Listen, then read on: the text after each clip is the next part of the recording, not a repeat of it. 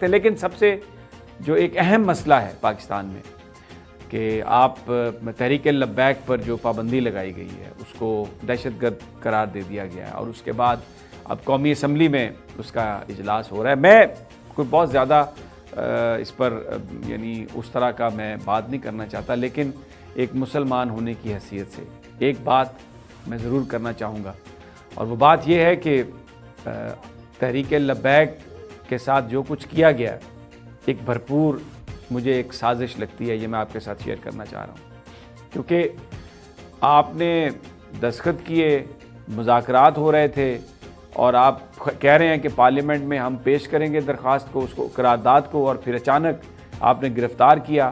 اور جو آپ کو پتہ تھا کہ آپ گرفتار کریں گے 7 رضوی کو، تو اس پہ جو ریئیکشن ہوگا، اس میں جب لوگ آئے، نوجوان باہر نکلے، تو آپ نے سیدھی گولیاں ماری تاکہ یہ لوگ مشتعل ہوں، اور پھر پولیس پہ 1-2 جگہ پر حملہ بھی ہوا.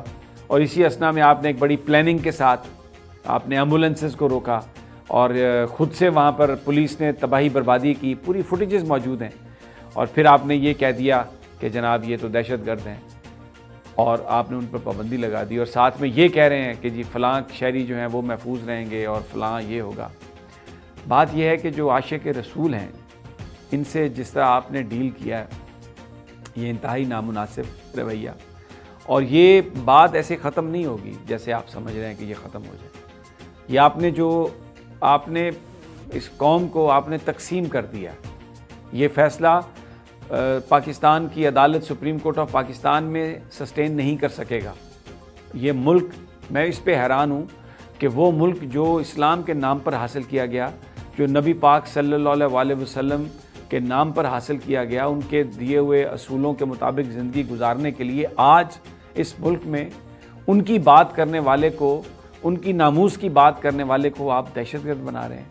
اور پاکستان کا پورا میڈیا ایک انتہائی منافقانہ رویہ اختیار کرتے ہوئے یہ سب کچھ کر رہا ہے. اور جو ریلیجیس پولیٹیکل پارٹیز ہیں، میں ان پہ حیران ہوں جن کی بنیاد جو ہے وہ دین ہے، وہ بھی اس معاملے میں خاموش ہیں.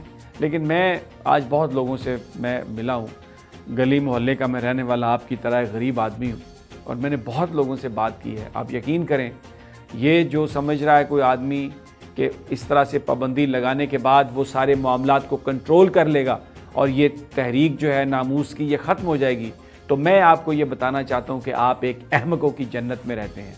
میں آپ کو یہ بتانا چاہتا ہوں کہ آپ جو کچھ آپ نے جتنا ظلم کیا، ابھی بھی میں آپ کو بتا دیتا ہوں کہ گھروں پہ چھاپے مارے جا رہے ہیں، خواتین کو زیادتی ان کے ساتھ کی جا رہی ہے. میں آپ کو بتا رہا ہوں کہ بہاول نگر میں شاہ صاحب ہیں، ایک ان کی جو تحریک کے رکن ہیں بڑے سرگرم، سی سیکشن ہوا ان کی مسز کا، پولیس نے ان کے گھر جا کر ان کو اٹھا کے زمین پر پٹک دیا.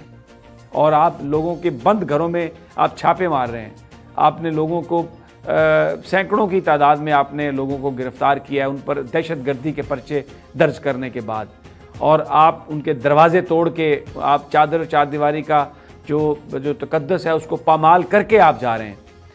یہ نہ کریں آپ، یہ ٹھیک نہیں ہے. ہم صرف آپ کو نشاندہی کر سکتے ہیں.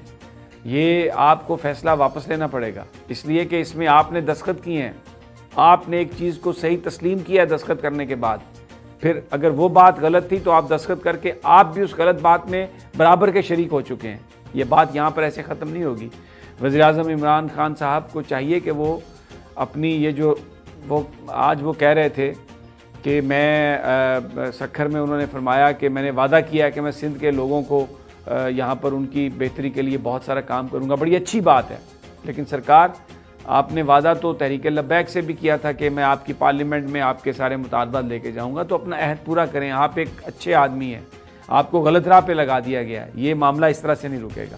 یہ میرا اخلاقی فرض، یہ میں سمجھتا ہوں کہ ایک مسلمان ہونے کی حیثیت سے مجھے یہ بات کرنی چاہیے تھی. بہت سارے لوگ ان باتوں کو انتہا پسندی کہتے ہیں اور علماء کے بارے میں بہت برا بھلا کہتے ہیں.